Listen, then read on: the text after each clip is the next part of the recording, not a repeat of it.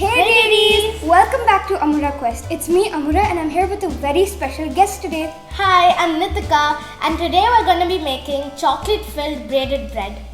And as intimidating as it may sound, we're going to make it as easy as it can get in this recipe. Fun fact!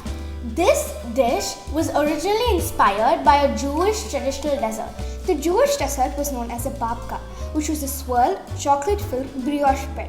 And trust me, it will taste amazing just like this recipe will. So what are we waiting for? Let's get started already. So the ingredients needed for this recipe are 450 grams of all-purpose flour, 70 grams of sugar, 1 pinch of salt, 1 tablespoon of sugar, 8 grams of yeast, 14 grams of melted butter, 300 ml of warm milk, and 2 eggs. Firstly, we're going to have to activate our yeast. To do that, we'll have to add your milk, your yeast, and you want to make sure you get instant dry yeast. Then you're going to be adding your sugar. Once you've added all your ingredients in, let's whisk it up.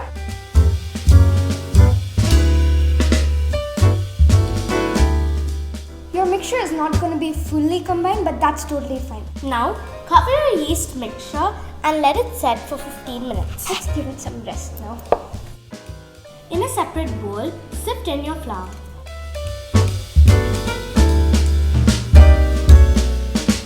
Add in a pinch of salt to this as well. Now, add in your sugar. Guys, can you believe it? We're almost done with our dough. It was so easy, but we just have a little more to do. Add in your melted butter. Whoa. For this next part, keep your bowl aside and get 2 other bowls. For your egg, you don't want to add in the whole egg. You only need to add in the yolk. So let me teach you how to do that. Add the whites of your egg in one bowl. I like using a method called the juggling method.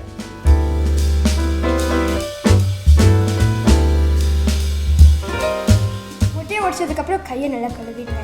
இப்போ நம்மளோட yoke and white எக்லேருந்து separate பண்ணதுனால ஒயிட்டை செப்பரேட்டாக வச்சுட்டு யோக்கை நம்ம பேட்டருக்கு add பண்ணலாம். இந்த egg ஒயிட்டை இப்போ தூக்கி போட்டுறாதீங்க, ஏன்னா நம்மளுக்கு எண்டிங்கில் எக் வாஷ்க்கு இது தேவையாகும். Swoosh. Make sure to scrape the sides of your bowl to not leave any behind.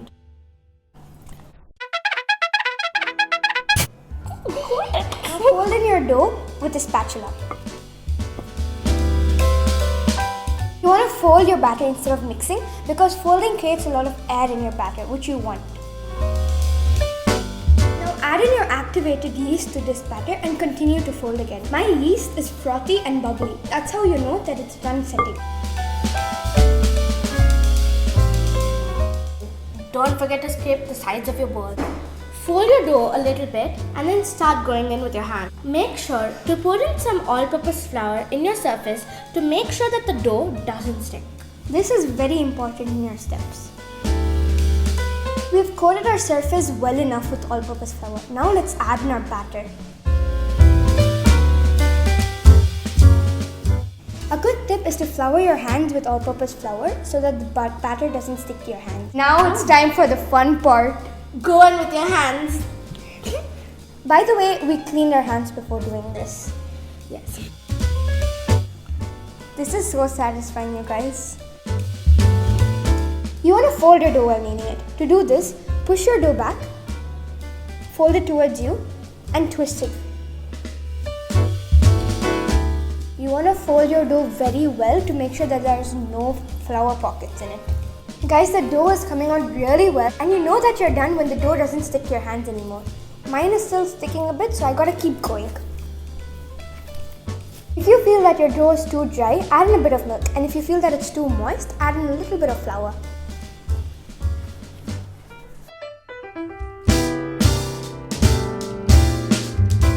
Now put your dough in a bowl and let it rest for 45 minutes. I would recommend keeping it in a warm place. Now, time to go to sleep, buddy.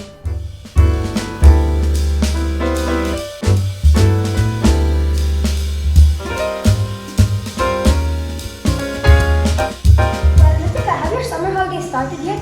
Yes, they actually started about 10 days ago. Lucky, mine started 7 days ago only. Well, are you going somewhere for the summer holiday? Any plans? Well, I think I'll be going somewhere in May, but I'm not not sure. You? I think I'm going to be going for an early birthday trip since my birthday is on a weekday and I'm going to have to spend it in school. Well, this may sound weird, but what is the weirdest dream you've ever had? Once I had a dream of swimming in ice cream even So, how you dream anyways? Well, there is a theory that dreaming is your brain's attempts to make random patterns or firing neurons while you slumber. Or whatever she said. It's simple. Another fun fact. I don't want this again. Another fun fact is that dreams most often occur during REM or rapid eye movement. Totally understood that. Alright guys, enough of this. Let's go check if our dough is done. A little longer than a few minutes later. Ta-da! Our dough is finally done rising and guys, look at how much it's risen. Now the next step is the fun step. Nitika, do you want to do the honors? Yes.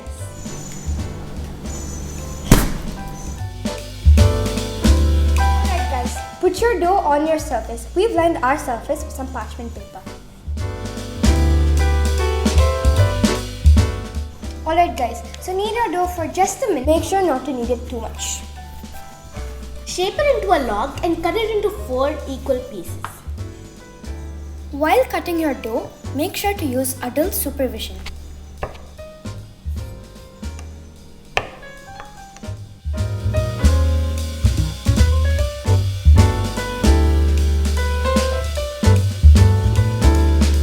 Alright guys, we've cut it into 4 equal pieces. With one of your 4 pieces, make sure to roll it out thin. Flouring the dough and the rolling pin helps with this.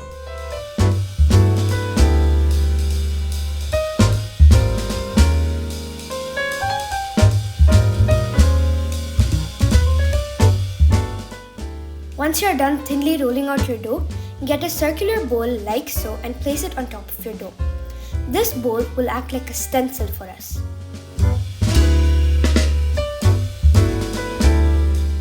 Your dough should look like this. Okay guys, so once you have the dough prepped Like so. Get yourself some Nutella and start spreading it inside the circle of your dough. Go generous with this bit, but make sure to do it only for 3 of the batches.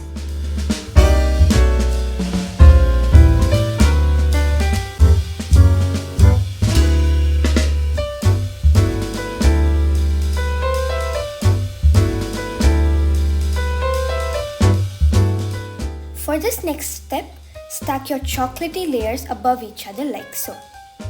One of my layers tore just a little bit, but that's because I rolled it out too thinly. Even if your layers tear, it's fine because you'll be cutting it out anyway. For the layer on top, make sure to add the batch without chocolate in it. Once you're done stacking your layers, cut the circle out. And peel off the excess.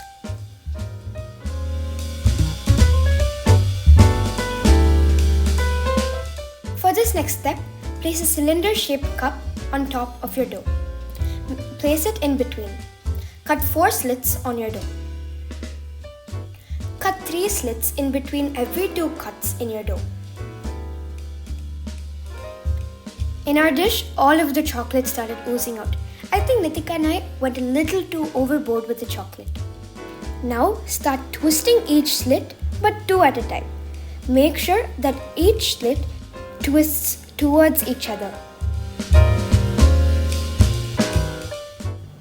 Once you're done twisting each slit, your dough will look very pretty. Do you remember when I told you to save those egg whites from earlier?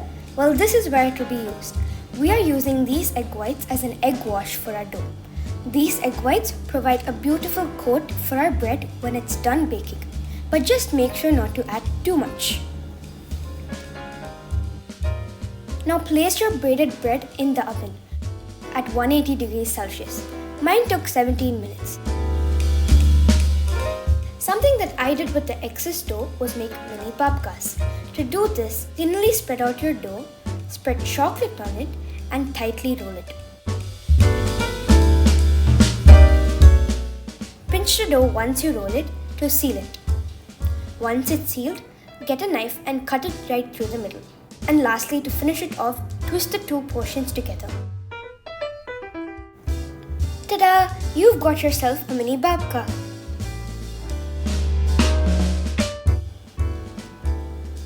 Look at how beautiful our chocolate-filled braided bread has turned out.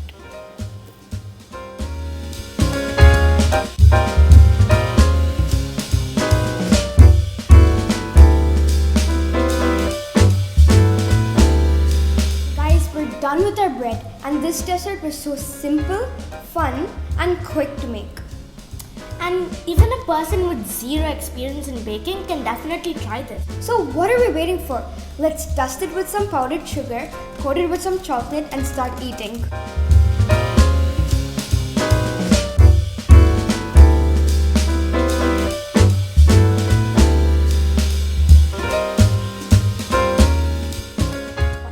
Now it's time to eat!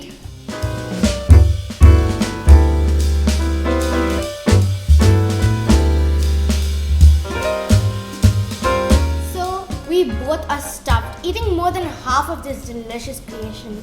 We better leave before we eat the whole thing.